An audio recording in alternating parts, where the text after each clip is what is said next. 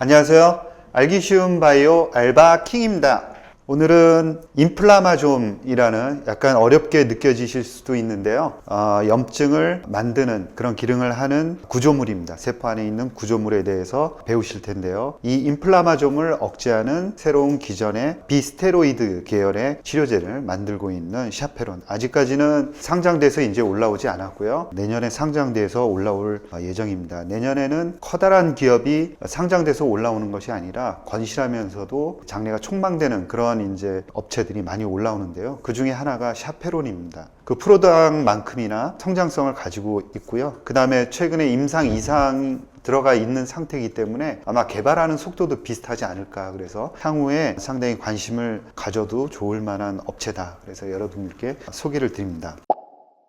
자, 샤페론에 대해서 설명을 드리면 공동 대표를 맡고 계시는 성승용 대표님, 이제 국내 몇몇 개의 권위자다 이렇게 이제 얘기가 되고 있고요. 그 다음에 마케팅하고 그 다음에 전략기획, 사업 개발 쪽을 담당하고 계시는 이명시 대표님, 이렇게 이제 두 분이 회사를 나누어서 이제 개발과 그 다음에 경영 이렇게 나누어서 운영을 하시거든요. 그래서 향후에 회사를 좀 크게 키우겠다 이런 이제 생각으로 체제를 잘 갖추었지 않았나 이런 생각을 하고 있고요. 히스토리는 뭐 간략하게 설명을 드리면 누겔하고 누세핀 이렇게 두 개입니다. 누겔을 보면은 누겔이 2018년도에 이제 임상 1상에 올라왔고요. 그 다음에 누세핀은 2019년도에 그 임상에 올라왔습니다. 그리고 임상 2상에 올라온 거는 2020년도에 둘 다 이제 올라왔죠. 임상 2상을 두 개 가지고 있는 업체다. 그래서 대부분 보면은 임상 1상 올라오면서 상장을 하는 업체들이 많은데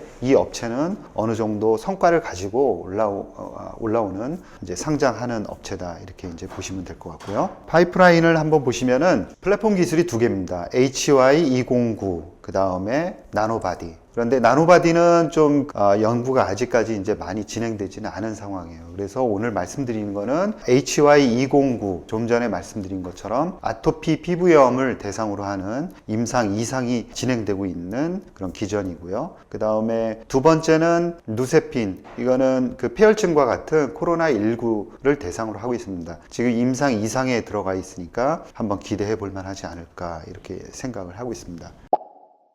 이제 인플라마좀에 대해서 설명을 드릴 텐데요. 인플라마좀을 어렵게 생각하실 수도 있는데 설명을 듣고 나면 좀 재미있구나 이런 생각을 가지실 거예요. 그리고 알바킹에서 계속해서 이제 세포에 대한 말씀을 드렸고 세포 안에서 단백질들끼리 신호를 전달하는 것에 대해서 많이 말씀을 드렸는데요. 그런 개념을 가지시면 그렇게 어렵지 않습니다. 한번 설명을 드리면 인플라마좀은 위험 신호를 인식해서 그 신호를 단백질들끼리 전달하는 신호 체계다 이렇게 이제 보시면 될 것 같고요. 되게 대식세포 같은 면역세포 안에서 이루어지는 겁니다. 근데 인플라마좀이라는 건 나중에 이제 보시겠지만 어떤 구조물이에요. 구조물이거든요. 세포 안에 있는 구조물입니다. 이 인플라마좀이 염증을 일으키는 그 원인이 되기 때문에 이 인플라마좀을 어떻게 하면 파괴시킬까 하는 게 치료제로 나오고 있는 겁니다. 근데 이 인플라마좀이 한번 활성화가 되면 사이토카인을 고농도로 분비를 해요. 그래서 사이토카인을 고농도로 방출하게 되면은 세포가 죽게 되고 그래서 만성 염증으로 발전한다고 합니다. 그러면 알바킹에서는 조금 더 이제 세포 자체에 대한 얘기들을 좀 많이 하는데요. 왜 그러냐면 이 세포를 아는 게 인플라마좀을 아는 거고 인플라마좀을 알아야 샤페론에 대한 경쟁력이라든가 이런 거를 판단할 수 있는 거죠. 그래서 그냥 어떤 일을 하는구나 라고 이제 겉핥기식으로 하는 게 아니라 조금 더 깊게 들어가면 그 내용은 그렇게 어렵지 않기 때문에 잘 핵심을 파악할 수 있지 않을까 이런 생각이에요.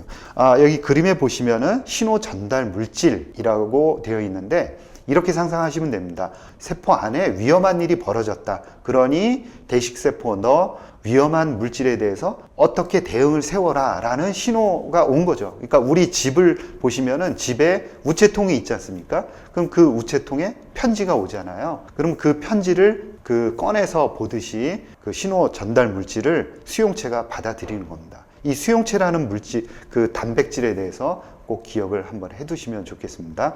그리고 나면은 수용체가 그 신호 전달 물질하고 결합하는 순간 수용체의 맨 끝, 그러니까 뿌리 부분이 활성화가 돼요. 그리고 신호를 전달하기 시작합니다. 자, 지금부터 신호를 전달해야겠다라는 생각을 하고 단백질 B 그리고 단백질 C에 신호를 전달합니다. 야, 위험한 물질이 왔으니 자, 대응을 해라 라는 신호를 전달하는 거죠. 이때 1대1로 대응을 하는 것이 아니라 A는 100개의 B로 전달을 하고 B는 또 뭐 1000개나 10,000개로 확산되는 신호 전달 시스템에 의해서 신호를 전달합니다. 그리고 나서 그 신호를 받고 난 맨 마지막에 단백질은 항상 어떻게 하냐면 핵 안으로 들어가죠. 그래서 우리가 대응을 세워야 할 때 그 대응책을 마련할 수 있는 거는 단백질을 또 만드는 겁니다. 그러니까 단백질을 만들려면 핵 안에 들어가서 염색체한테 주문을 줘야 되는 거죠. 주문서를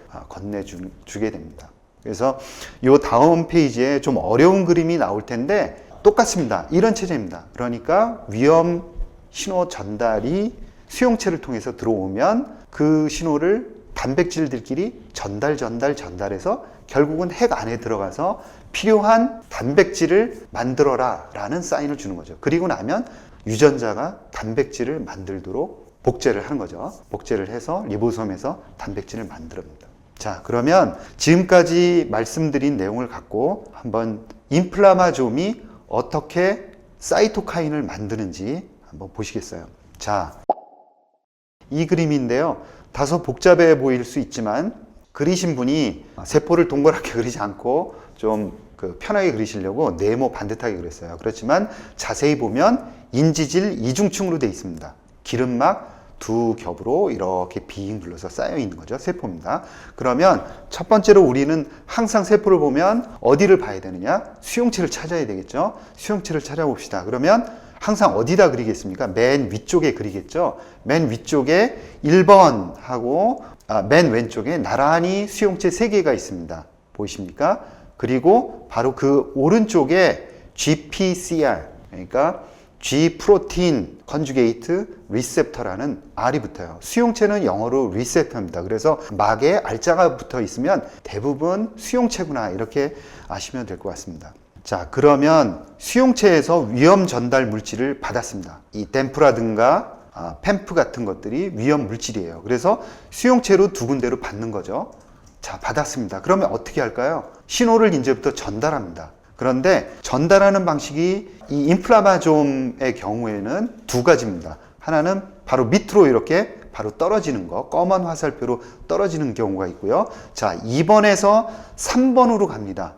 보이시죠? 3번이 영향을 주는 단백질 이름이 NF-kB라는 단백질에 영향을 주었습니다. 그거를 조금 더 크게 보시면은 수용체 양쪽에서 신호를 전달받아서 NF-kB라는 복합체인데 이 단백질이 신호를 받았어요. 그리고 나면은 어디로 신호를 보내냐면 바로 핵 안으로 들어가는 거죠. 핵 안으로 왜 들어가겠습니까? 그 위험한 물질을 대응하기 위해서 단백질을 만들어라 라는 사인을 주기 위해서 들어갔어요. 이번 같은 경우에는 단백질을 3개 만들라는 사인을 줬습니다. 그래서 자, 사이토카인은 단백질을 만들어서 바로 대응하는 TNF, 그 다음에 인터루킨 6라는 게 바로 밑으로 떨어지고요. 그 다음에 두 번째로는 바로 오른쪽에 나와 있습니다.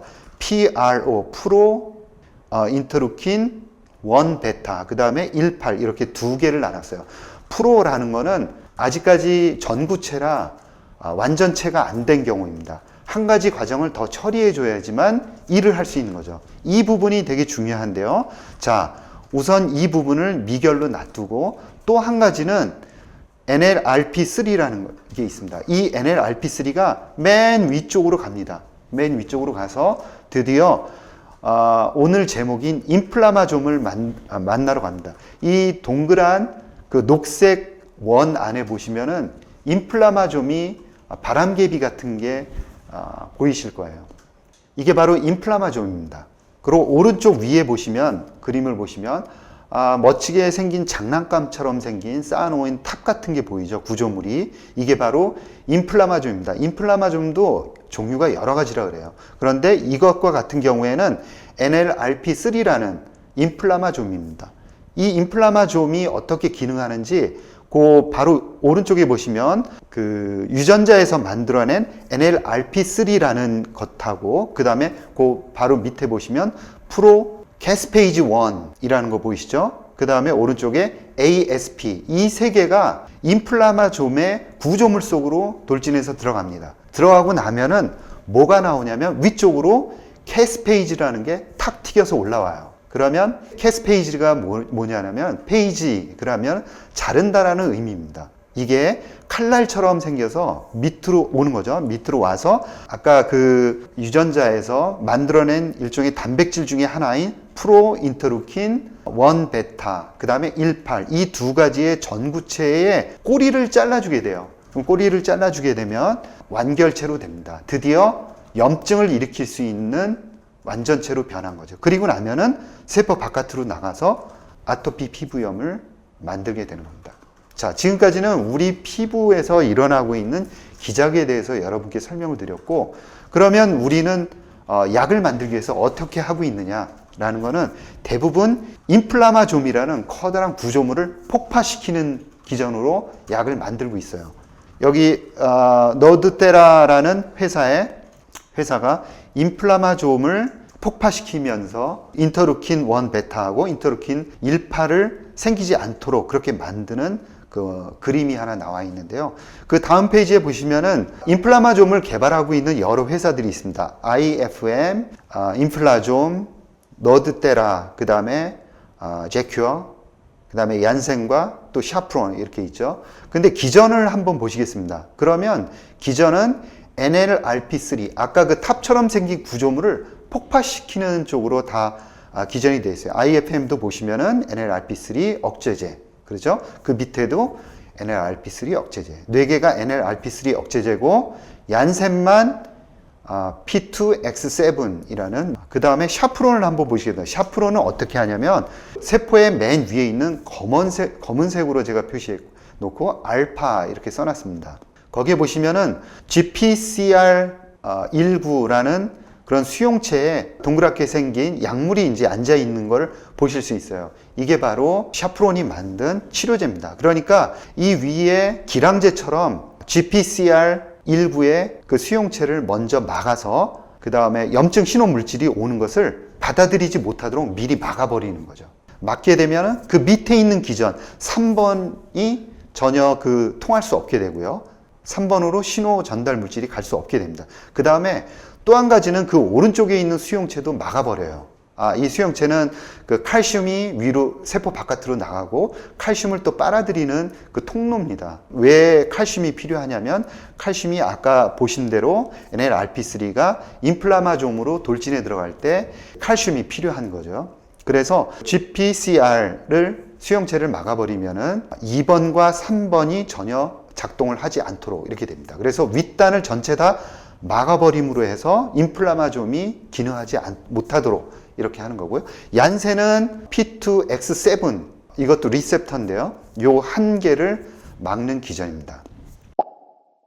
임상이 어디까지 진행되고 있는지를 전체 한번 보시면은 샤프론이 글로벌리 가장 앞서고 있어요. 임상 이상이 가장 앞서고 있는 거고 대부분은 임상 1상 그 다음에 비임상에 있는 업체들도 이제 2개가 눈에 띄고요. 그 다음에 적응증을 보시면 대부분 염증입니다. 그리고 내시라든가 염증, 장염증, 장질환 이런 게 있고요. 특히 그 다음에 샤프론에서 특이한 게 알츠하이머 치매가 들어가 있습니다. 이거는 굉장히 제가 볼 때도 의미가 있어요. 나중에 이제 알츠하이머 치매 관련해서 여러분께 설명을 드리겠지만 이거는 타우 단백질의 원인이 되는 게 인플라마좀이 과인산화시키는 기전이 있기 때문에 한번 나중에도 이 알츠하이머 치매 기전이 지금 비임상으로 되어 있는데 임상 1상만 올라오더라도 그리고 이제 데이터가 좀 잘 나온다 그러면 상당히 의미 있는 기전 중에 하나지 않을까 이런 생각을 갖고 있습니다. 인플라마좀이 관련해서 샤프론이 상당히 경쟁력 있는 회사다 이런 거를 아셨을 것 같고요. 인플라마좀에 대한 빅파마들이 어떻게 이제 M&A를 하고 있는지 좀 동향을 보시면 2017년도에 BMS, IFM 그 다음에 2018년도에는 또 로슈가 제큐어를 그 다음에 로슈가 한 번 더 인수하는데 2020년도에 인플라좀을 인수합니다. 그 다음에 2019년도에는 노바티스가 IFM 테라피틱스가 설립한 IFM 듀를 또 1조죠. 1조 가까이 주고 인수하는 그런 매년 그 빅파마가 인수해가는 그런 기전이다. 이렇게 이제 보시면 될 것 같고요. 제가 좀 더 그 샤페론에 대해서 좀 좋게 보는 것은 샤페론이 이 인플라마좀을 찾아내게 된 그 경위입니다. 왜냐하면 샤페론이 염증이라는 정의를 조금 더 다른 쪽하고는 다르게 내렸어요. 뭐냐면 염증이라는 것은 물에 녹지 않는 물질이 몸에 쌓이기 때문에 일어나는 거다. 그렇기 때문에 이 쌓인 물질을 없애려면 계면활성 물질이 도움이 되지 않을까 이런 생각을 갖고 계면활성 물질 중에서 염증을 제어하는 물질을 찾아냈는데 그게 바로 아까 보신 G 단백질 그러니까 GPCR 수용체에 결합한 물질이더라 하는 거를 나중에 이제 밝혀낸 거죠. 그러니까 물질을 찾고 그 물질이 왜 그런 치료 효과를 나타내는지를 나중에 이제 밝혀내는 겁니다. 그래서 이런 경우에는 오히려 더 치료 효과가 좋지 않을까라는 거고 항상 보면은 맨 윗단 그러니까 수용체를 막는 경우에는 부작용이 있을 가능성이 있어요. 그게 좀 우려됐는데 임상 일상 데이터를 보니까 괜찮게 나왔더라고요. 그래서 이 샤페론과 관련해서는 부작용, 즉 안전성과 관련한 데이터를 조금 더 관심 있게 앞으로 봐야겠구나라는 생각을 갖고 있고요. 효과는 굉장히 좋지 않을까 이런 개인적인 생각을 갖고 있습니다. 그래서 임상 이상 데이터가 굉장히 잘 나온다 그러면 굉장히 주가는 폭발적으로 한번 움직일 것 같고요. 아까 말씀드린 알츠하이머 치매 관련해서 아마 임상 이상이 효과가 잘 나온 상황에서 임상 일상이 올라간다 그러면 굉장히 각광을 받을 것 같아요. 그래서 한번 그 우리 포트폴리오에도 한번 넣어볼 만한 굉장히 좋은 조건들을 갖추고 있다. 그 다음에 임상 이상을 2개를 갖고 있는 회사이기 때문에 아마 코스닥에 올라와 있는 어느 업체보다도 더 튼튼하고 괜찮다 이런 생각을 갖고 있습니다. 여러분 앞으로 관심을 한번 많이 가지시면 좋을 것 같습니다. 이상 발표를 마치겠습니다.